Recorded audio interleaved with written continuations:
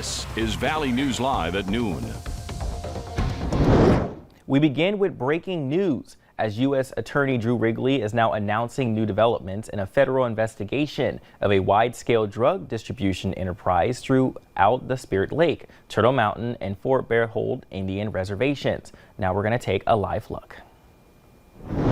In the indictment, wire transfers and money laundering also alleged. Obviously, you're dealing with very significant amounts of money using wire transfers in locales where it might not draw the attention of law enforcement, and that's why I compliment the work of law enforcement. They're savvy. They're on to this. They know the means and techniques.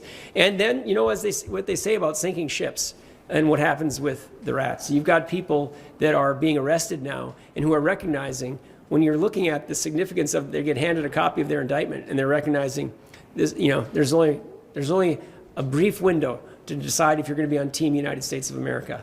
Are you going to cooperate with this investigation, or are you going to be just subject of this investigation?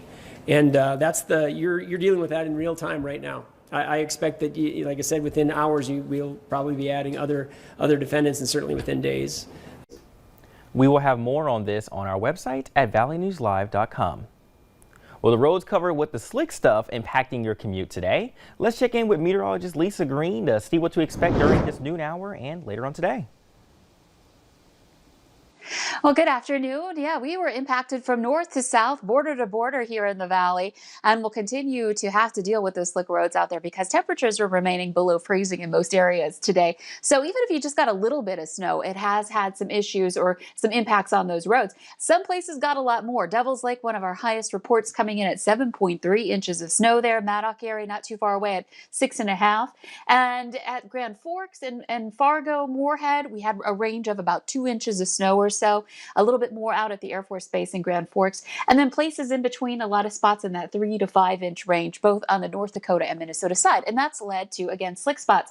I'm seeing some improvement in our road conditions map. If you've been watching since this morning, everything was yellow in eastern North Dakota, indicating ice and compacted snow. Now we're starting to see that turn to wet or slushy road conditions as the late February sun does some work, but it's still slick, and even slush can be slippery, as we know. Temperatures are still below freezing. We'll stay that way for many spots. We're at 20 in Fargo, 19 in Grand Forks, and we're looking at some clouds taking over here for parts of the valley, and perhaps even a few areas where we get more isolated light snow showers heading into the afternoon.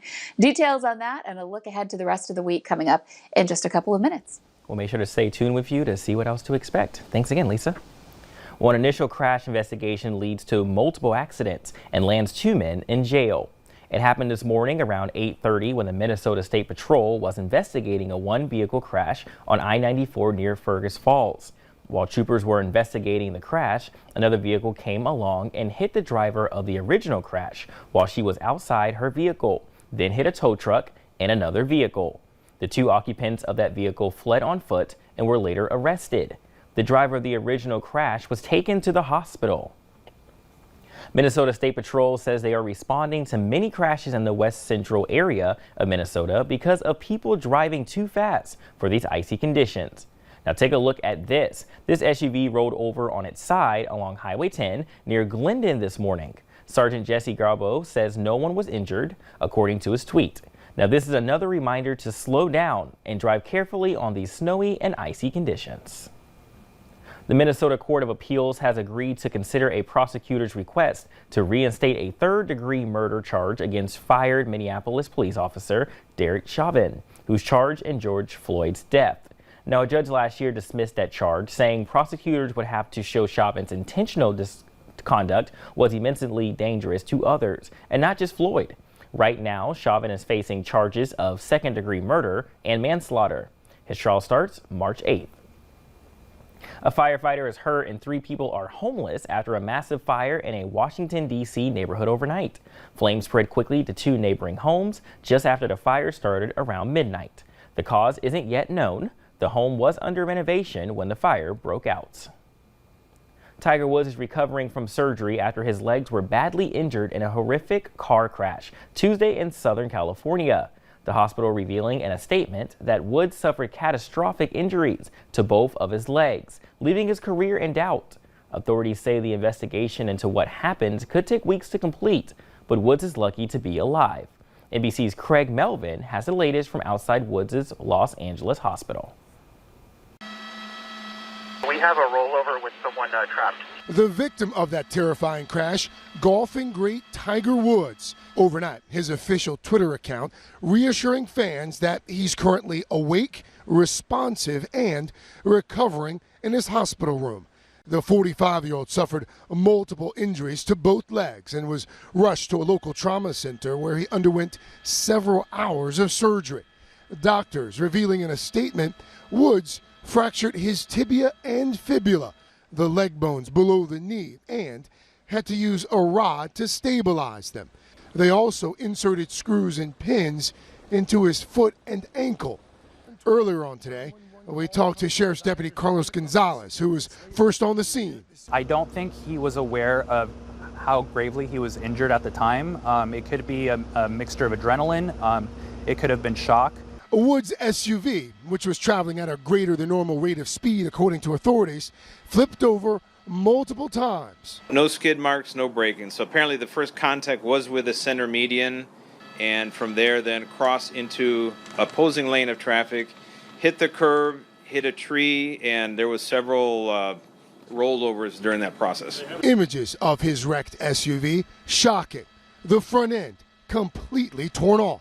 Just look at that vehicle and literally broke apart there. All of the SUV's airbags deployed, some stained with blood. First responders forced to use an axe and a pry bar to remove the windshield to extract Woods from the SUV. So far, the exact cause of the crash unknown. Woods has an ugly history behind the wheel. In 2009, he drove into a fire hydrant and tree outside of his Florida mansion. In 2017, Woods was charged with a DUI. FDA staffers find the Johnson & Johnson COVID-19 vaccine effective and safe to use. Today, the Food and Drug Administration staff endorsed a single-shot vaccine for emergency use, a critical step in bringing a third coronavirus vaccine to the U.S. marketplace. It comes 2 days before an independent panel of advisors are scheduled to discuss the usage. Many expect it will be approved by the committee. The FDA is not required to go along with the advisor's recommendations, but often does. Johnson & Johnson says it would be able to provide 20 million shots by the end of the month, with an additional 100 million doses over the summer. The North Dakota Department of Health has a new plan to address COVID vaccine access in the state. The Health Equity COVID Strategic Plan focuses on certain populations, including African Americans, American Indians, LGBTQ, and immigrants, and addresses why some people are hesitant to get the vaccine. The plan also aims to find a solution, since COVID-19 has disproportionately impacted certain groups. Here's an easy way for you to stay on top of the latest COVID vaccine-related information. Just use our VNL vaccine tracker, visit our website, or simply open your phone camera and point it at the QR code on your screen. Then tap the link that pops up. This weekend, Gray Media, which owns Valley News Live, is partnering with the Grand Ole Opry to help bring in donations to Feeding America and to help those who have been affected by various disasters. Chris Jansen, Travis Tritt, and Haley Witters are some of the artists that will appear. The show will air this Saturday on KVLY and KXJB at 8 p.m. After the big win on Sunday, the Bison will travel to Carbondale, Illinois to take on Southern Illinois for their second game of the spring season this Saturday. The pregame show starts at 11 and kicks off at noon. You can catch all the action on KVLY. Well, coming up at noon, as more and more people get vaccinated in the United States, the big question that keeps popping up is when will things return back to normal? We'll take a look at that in just a moment. And the weather feels kind of pleasant right now, but the roadways are still slippery. Weather up next to plan your day with meteorologist Lisa Green.